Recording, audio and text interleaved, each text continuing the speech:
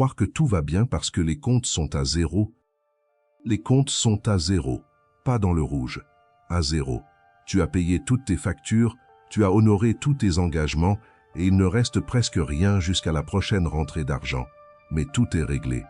Alors, techniquement, tout va bien. C'est ce que beaucoup de personnes se disent chaque mois. Et d'une certaine façon, ce raisonnement est compréhensible. Ne pas être endetté semble déjà une victoire. Ne pas être dans le rouge semble une forme de maîtrise.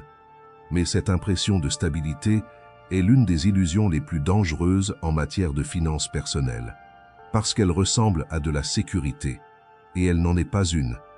Vivre en permanence à la limite de son budget, c'est marcher sur une corde raide en se persuadant qu'on est sur un sol solide, jusqu'au jour où quelque chose se passe. Et quelque chose se passe toujours.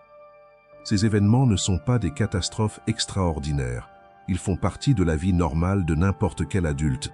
Mais quand il n'y a aucune réserve pour les absorber, chacun de ces événements ordinaires se transforme en urgence financière. Et face à cette urgence, les options disponibles sont presque toujours coûteuses. On utilise le crédit, on contracte un prêt, on demande une aide, on repousse d'autres paiements, on crée une dette pour couvrir une dépense imprévue. Et cette dette, à son tour, va peser sur les mois suivants, réduisant encore davantage la marge déjà inexistante. C'est le début d'un engrenage que beaucoup connaissent, mais que peu savent nommer. Par fonctionnement neurologique normal, amplifié par un environnement qui pousse constamment à la consommation immédiate. De plus, quand les ressources sont limitées, l'attention se rétrécit. Des études en psychologie économique ont montré que la rareté, qu'elle soit réelle ou perçue, réduit la capacité cognitive disponible pour planifier à long terme. Quand tu es concentré sur comment passer le mois, il t'est neurologiquement plus difficile de penser à dans 6 mois. Ce n'est pas un défaut de caractère, c'est une conséquence documentée de la pression financière chronique. Or, l'épargne ne fonctionne pas ainsi. Une petite réserve, même modeste, change radicalement ta capacité à absorber les imprévus sans recourir au crédit. Et c'est précisément cette capacité qui stoppe l'engrenage de la dette. La troisième croyance, peut-être la plus insidieuse, je mérite de profiter de ce que je gagne. Cette idée, sur le fond, n'est pas fausse, mais elle est souvent utilisée pour justifier une consommation totale du revenu, comme si se priver de quoi que ce soit était une forme d'injustice envers soi-même. La confusion se fait entre profiter de la vie et dépenser tout ce qu'on gagne. Ce sont deux choses très différentes. Mais l'inconfort d'une vérité claire est toujours préférable au confort d'une illusion fragile. La deuxième étape est de définir un objectif de réserve. Pas un objectif ambitieux et lointain, un objectif proche et réaliste. Un mois de dépenses fixes couvertes par une épargne de sécurité, c'est déjà une transformation significative de ta situation. Ça ne se fait pas en une semaine, ça se construit progressivement avec une somme régulière mise de côté avant de dépenser le reste. Pas après, avant. Ce principe, souvent appelé « se payer en premier », est simple mais contre-intuitif pour beaucoup. L'habitude classique est de dépenser et d'épargner ce qui reste, mais ce qui reste est presque toujours zéro. La logique doit s'inverser.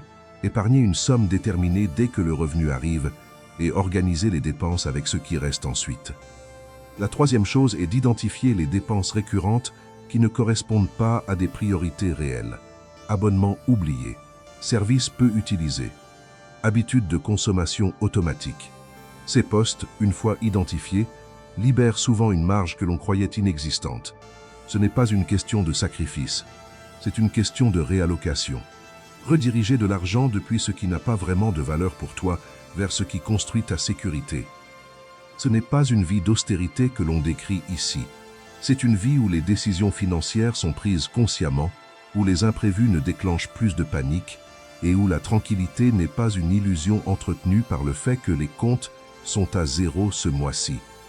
La différence entre quelqu'un dont les comptes sont à zéro chaque mois et quelqu'un qui a 3 mois de dépenses en réserve n'est pas forcément une différence de revenus. C'est souvent une différence de priorité et de méthode. Les deux personnes peuvent gagner la même chose, mais l'une d'elles dort différemment la nuit. Et ce sommeil-là, cette capacité à faire face à l'imprévu sans basculer dans la dette, c'est ce qu'on pourrait appeler la vraie sécurité financière. Pas une sécurité parfaite, pas une sécurité définitive, mais une sécurité réelle, construite progressivement, qui résiste aux aléas normaux de la vie. Elle ne vient pas d'une augmentation de salaire ou d'un coup de chance. Elle vient d'une décision prise à un moment donné, celle de ne plus accepter que l'équilibre fragile soit la norme. Les comptes à zéro ne sont pas une victoire, ce sont un point de départ. La question est de savoir ce que tu décides d'en faire.